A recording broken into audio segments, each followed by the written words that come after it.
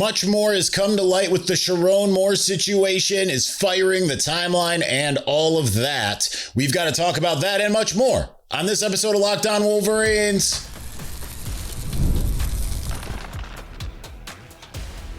You are Locked On Wolverines, your daily podcast on the Michigan Wolverines, part of the Locked On Podcast Network, your team every day. Happy Friday. We are back in doing it. Locked On Wolverines podcast, part of the Locked On Podcast Network, now the #1 sports podcast network. Thank you to all of our everydayers who watch or listen to the show every single day. Also, big thank you for making us your first listen. I'm your man on the ground, Isaiah Hole, publisher of Wolverines Wire. Through USA Today Sports Media Group #1, we're going to get into the Chiron Moore hearing, which includes the charges, some disturbing details, continuing to put together everything as we know it. We'll break that down right out of the gates. And that'll likely take up the first 2/3 of the show. Then there's a lot of misconceptions about what this coaching search will look like. So I'm going to explain more of what's in line with reality here. I've heard a lot of insanity coming out of just the media in general, some names and stuff like that you're just kind of like, okay, let's just be real here. And it goes the other way than what a lot of the media say. So we'll do that.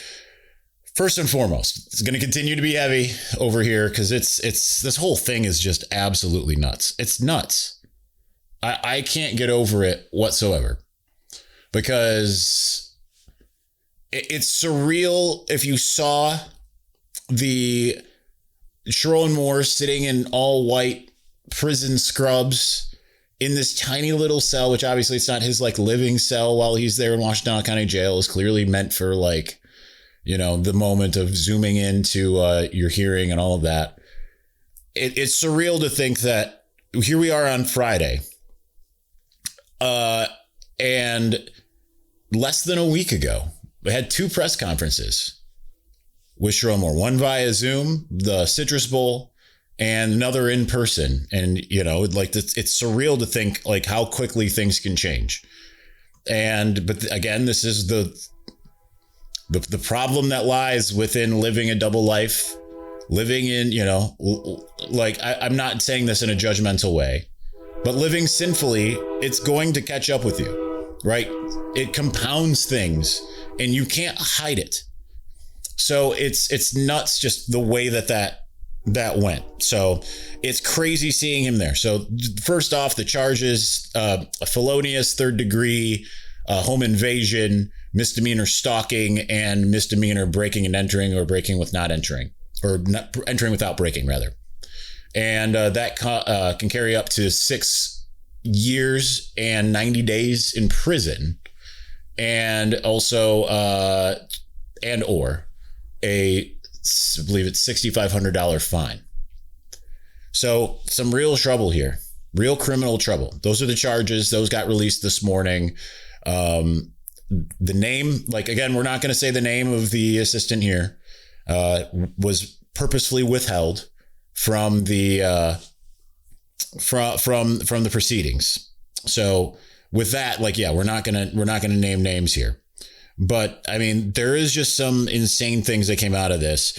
So it doesn't sound like Chiron had threatened to kill her and then kill himself. It just sounds like he threatened to kill himself, which is bad enough, right? Breaking in, the stalking thing, whether that's the 911 call said he's been stalking me for months. That doesn't necessarily jive with some of the things, but we'll get to that. I'm not saying that it didn't happen. So don't think I'm sitting here victim blaming over anything. So here, I'm just going to get to the quote here. Supposedly Chiron, after the escalating argument at the residence of said victim assistant in the aftermath, right? I'm going to kill myself and I'm going to make you watch. My blood is on your hands. You ruined my life. Now he grabbed a couple butter knives, and which probably isn't going to do a heck of a lot, and some kitchen shears, which absolutely could do some damage. So, but just shows you the mental state of someone who was very unhinged. And it's really disappointing in multiple ways. I'm actually going to pivot real quick from what I was going to say, because one of the things that kind of goes overlooked here is how much this overshadows the team itself, who did not ask for this.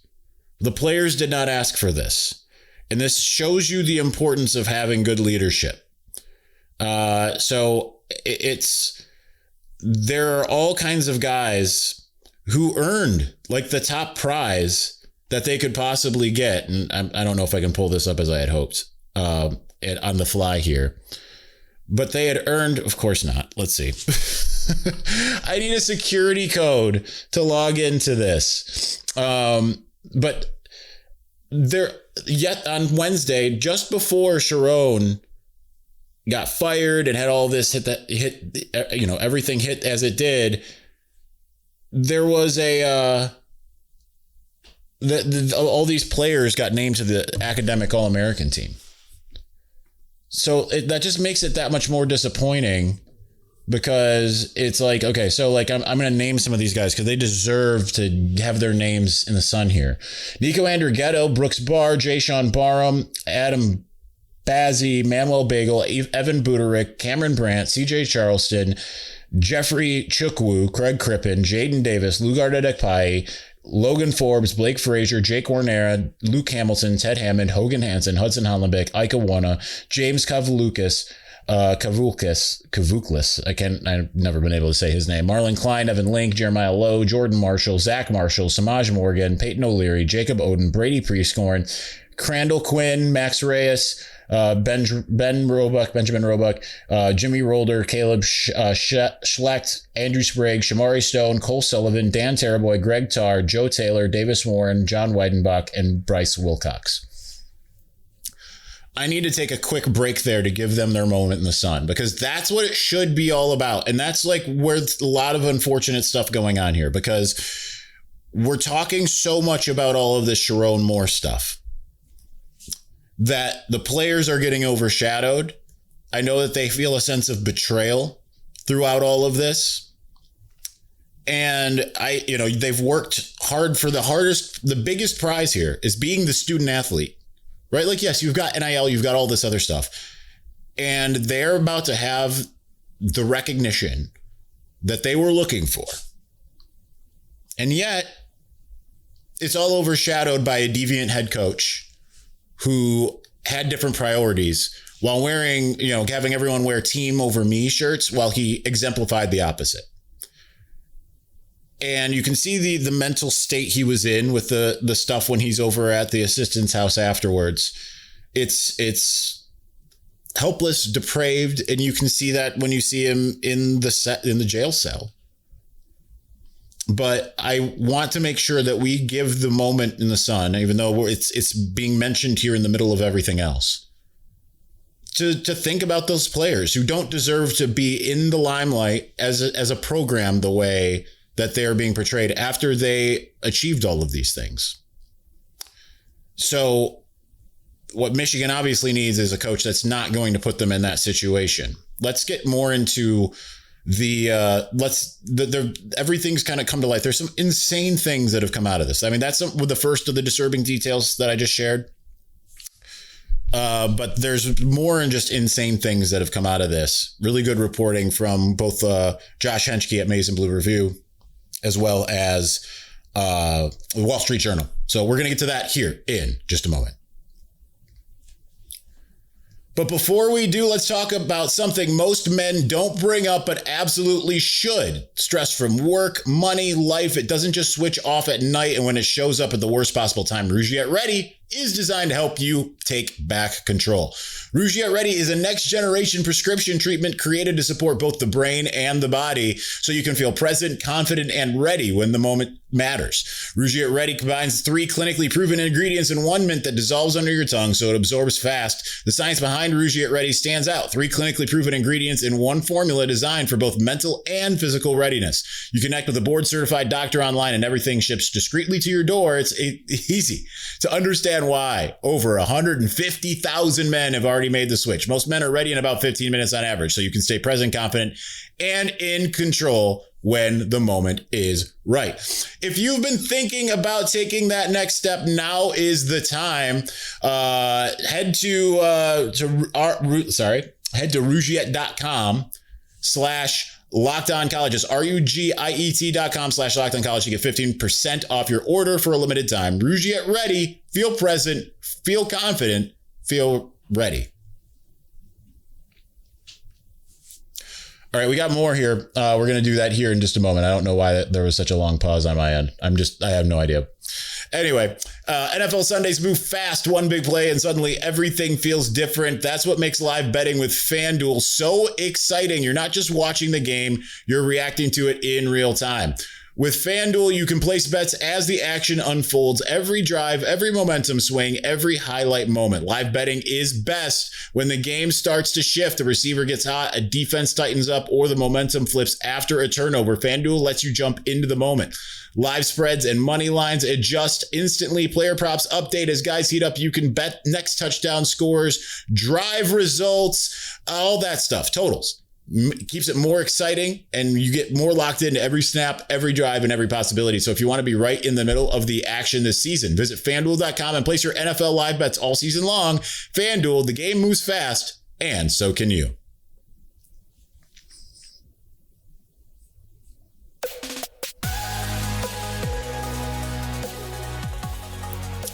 All right, thank you for making Locked On Wolverines your first listen of the day. We do very much appreciate that. As well as thank you for making Locked On the number one sports network. You already live your team every day. Now take it up a level and go ad-free. Join the Everydayer Club today. And guess what? You can get a heck of a lot more here. You get the Locked On Wolverines show with no interruptions, members only Discord access, and more, all just for $5 a month or $50 a year. So go to LockedOnWolverines.com/LockedOnWolverines.supercast.com. Did we forget how to speak? We did. Or check the link in the show notes to learn more.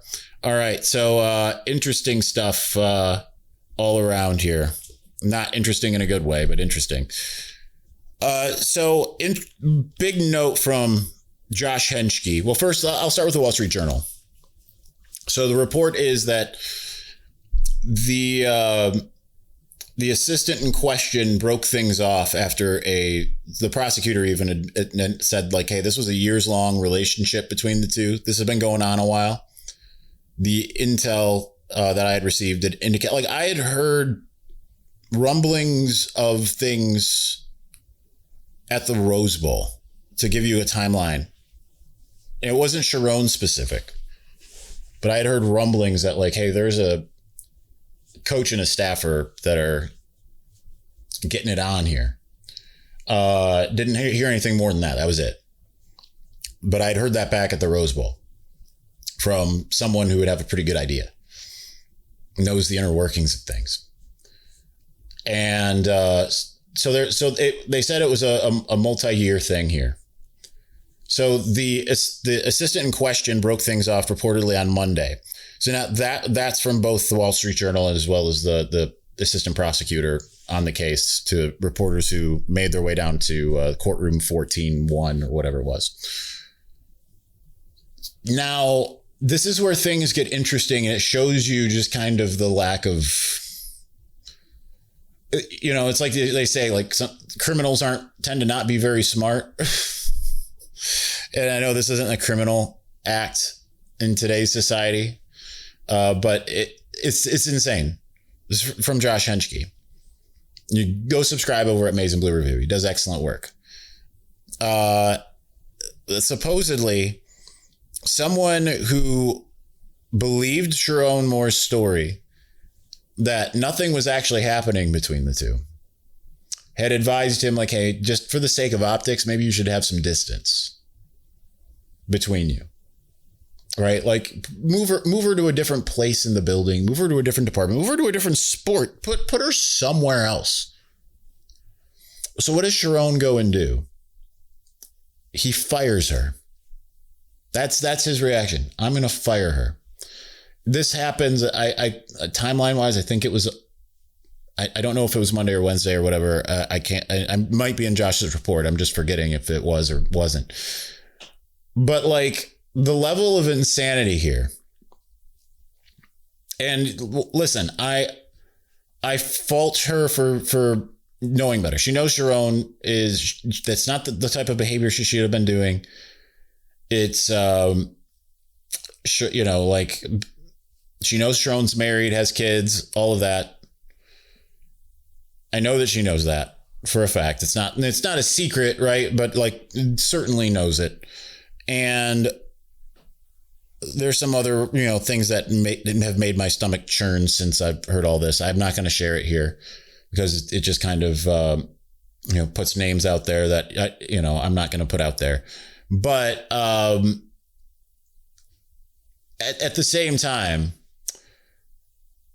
like, I don't necessarily always buy into these types of things, but I do think about this.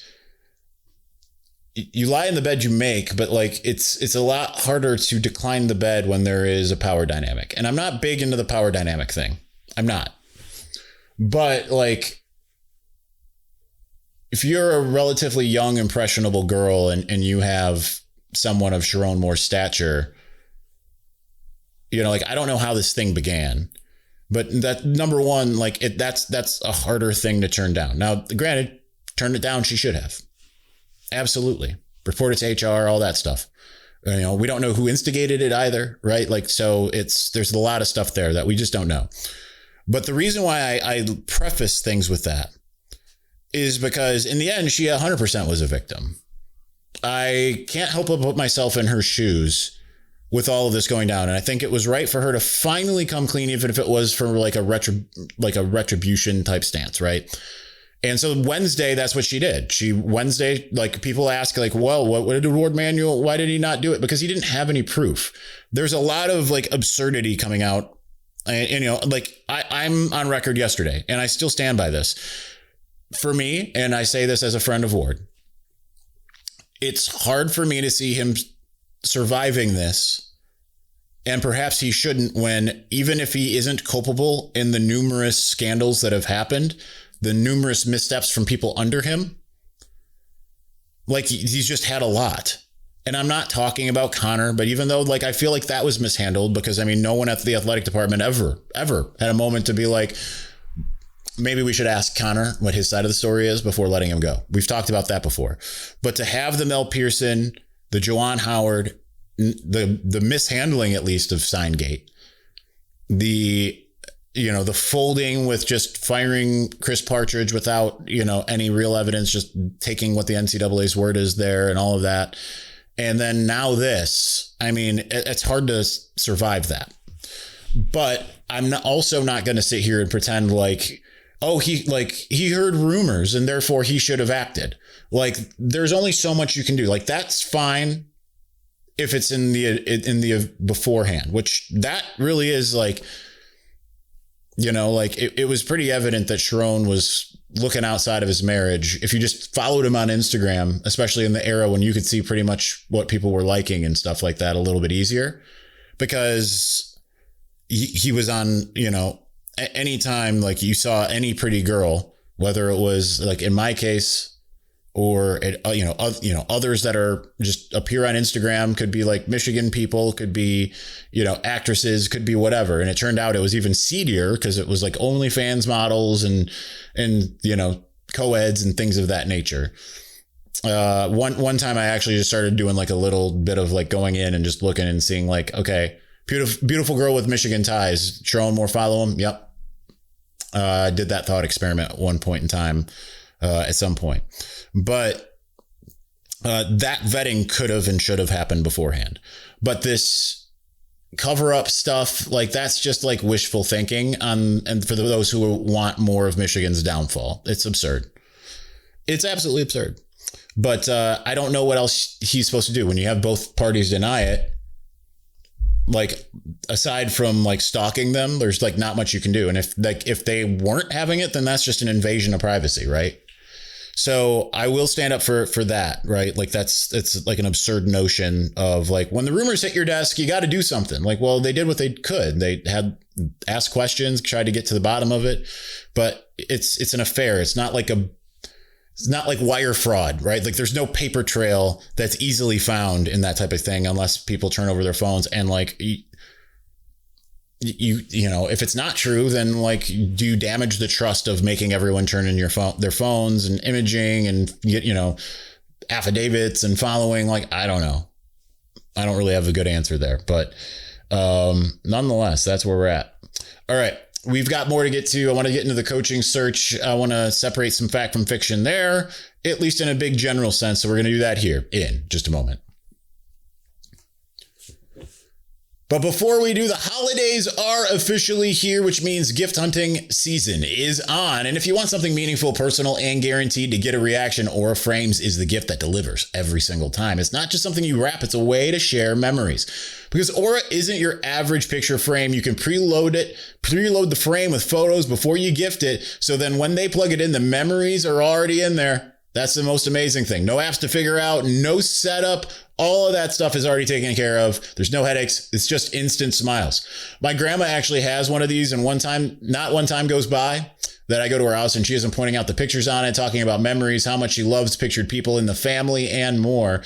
You can add a personalized message right inside the frame so the gift feels thoughtful the moment it's opened. The packaging comes gift ready, no price tag, no wrapping needed. Huge win. It's a holiday gift that actually gets used, not forgotten in a drawer. So for a limited time, save on the perfect gift by visiting auraframes.com to get $35 off Aura's best-selling Carver mat frames, named #1 by Wirecutter, by using the promo code COLLEGE at checkout. That's auraframes.com, promo code COLLEGE. This deal is exclusive to listeners and frames sell out fast, so order yours now to get it in time for the holidays. Support the show by mentioning us at checkout. Terms and conditions apply.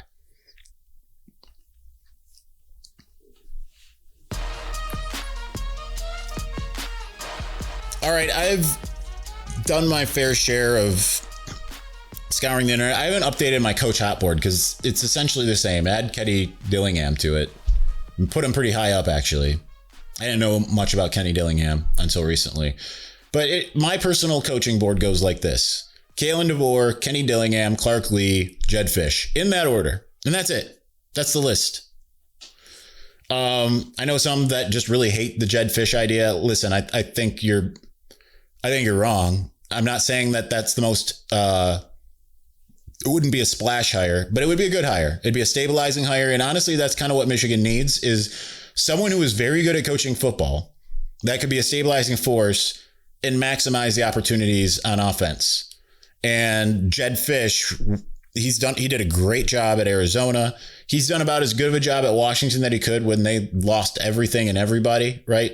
And all of that. So this isn't the Jedd Fisch show, but there's a reason why he's fourth on my list, because I think that they can do better. But if that's where they end up, that's fine. Kalen DeBoer is my clear-cut #1. Greg McElroy said to me directly yesterday, he's like, I don't know if he leaves Alabama. It seems like the type of guy that would feel like it'd be unfinished business for him if he was to do so. Maybe. Money talks, and that's the thing. Money, it's a lateral move otherwise, but money can make it not a lateral move in a hurry. And I know there's people, Alabama, they're going to pay it. Listen, this is where I'm going to correct the record. We're not going to talk as much about like the bona fides of Kalen DeBoer, Clark Lee, so on and so forth. And I understand those middle two are at their alma maters. It doesn't matter. Massive step up going from Vanderbilt or Arizona State to Michigan. But as I was listening to satellite radio, as I was going to the mall yesterday to get some running gear. And like they're throwing out like low-level assistants who have never been head coaches before. We're talking people with about the same prestige that Sherrone Moore had beforehand, if not less in some cases. And that's not going to happen. Okay? Let's just get this clear. I know that there's people that laugh and say, LOL, Michigan, with all the embarrassment and everything, they're not going to get, like, listen, the person's not inheriting the embarrassment. They actually have the opposite role. They get to resurrect. If you can keep the roster relatively intact, and keeping in mind that even if you don't, you're going to bring in a lot of your own guys, Michigan's going to be in a really good spot in terms of competitiveness for the next couple of years. A lot of people ask me, is Michigan going to keep Bryce Underwood? Now, it's not a given that they will, but Bryce Underwood has more to do, I think. And is it at this spot yet? No, but it will be eventually. Like, this is how it's going to work. He's going to have more to do in some ways with the hire, whether it's the attractiveness of the job or catering to making sure that he is happy with the new head coach, than Ward Manuel or anyone else will, unless they're just completely stupid, which they might be. They might be. But here's the thing. Your best chances of turning this around and making things better is by retaining Bryce Underwood. And also the importance of the AD in this case. This isn't 3 years ago. This is the new college football. Jolin Ellison and Nate Forbes and Matt Lester and anyone else of that realm that are mega donors have a lot more say than anybody else in this, because if they're not on board, right? Like, Michigan can't go and get another Brady Hoke type, because it's just like the people who are giving money for NIL and all of this stuff, they would sit there and say, okay, well, we're out. We're done. That's stupid. We're not. Like, for those who are throwing around PJ Fleck, like, that's not going to happen, because there's like so few people that would be on board with that. And you would lose so much of the roster in the process and become irrelevant in the process, while then like becoming Minnesota 2.0. Like, that's not happening. So you got to kind of get out of your old modes of thinking. And if those mega donors decide, like, you have to keep in mind with Jolin Ellison, and I'm speculating here. I just want to make sure everyone knows that, because a lot of things, that I say sometimes when it is speculation, some of the things I say are fact and get thrown around as fact. Some things I say are speculation and get thrown around as fact. This is speculation. It's informed speculation, but it's speculation nonetheless. They're not going to be in a situation where they're just not like going to override the desires of the people that hold the purse strings. That's just not going to happen. It's a different world. And that different world it's like appeasing your shareholders, right? It's the same thing. Whereas in the past, you didn't really have to do that. Dave Brandon could bring in a Brady Hoke because he didn't really, truly have shareholders to appeal to. Thought it would work. It kind of worked for a year, and then it didn't. And now it's a little bit different, because you absolutely have to make sure those boosters are on board in a way that you maybe didn't have to before. So I think those are the two things. Like, you got to make sure that the investors are happy. You got to make sure that the talent you want to keep, namely Bryce Underwood in this case, is happy.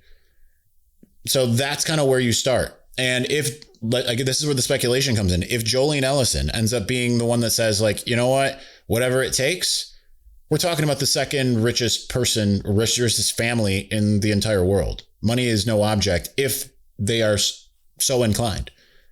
Heck, they could go get Andy Reid if they really wanted to, because it's hard to turn down what they could offer. Now, will they do that? No, they will not. They'll be smart. But I just want to make sure that you're kind of understanding where Michigan is. It's probably not. I'm not going to say not 100%. It's probably not going to go and get the Southwest Missouri Valley Community College of Toronto assistant tight ends coach. Because anyone who acts like Michigan has no appeal, you're just lying to yourself. I understand Michigan treated itself like that with Brady Hoke. Rich Rod was a huge get when they got him, right? Like, he was a couple points away from taking West Virginia to a national championship. That was a splash hire at the time. It just didn't turn out well. Brady Hoke was settling. But a lot of the narratives that I hear coming out in the last, whether it's on radio, whether it's on the internet, whatever it is, it echoes a lot of what the thought process was of the people outside in the 2014 coaching search. When people said, LOL, Michigan fans think they're going to get Harbaugh. That's never happening. And then LOL, David Cutcliffe turned down the job in which he was never offered. And like, everyone thought it was a joke. It's funny, the similarities between 2014 and now. Embattled athletic director, new president, although Dominic Grasso is not even like truly the president right now. Head coach under fire, not just for win losses, because obviously Sherrone Moore was better this last year than Brady Hoke was that year, but under fire for an incident that happened in the season in the case of Brady Hoke with Shane Morris concussion and all of that stuff. So it's interesting. There's a lot of parallels. And at that time, people were saying a lot of similar things. And, when you start hearing like Michigan's interested in Tommy Rees, like, why is that only coming from one reporter that happens to cover Tommy Rees directly? I haven't heard that from anyone else that I've talked to. Makes you think, don't it? Anyway, that's going to do it for us today. Thank you so much for watching. Thank you for listening. If we have to, we will have a weekend show, but I think we're hopefully in the clear. Hopefully, now that the arraignment's done. But that's going to do it for us. Thanks for watching. Thanks for listening. Talk to you soon. Peace.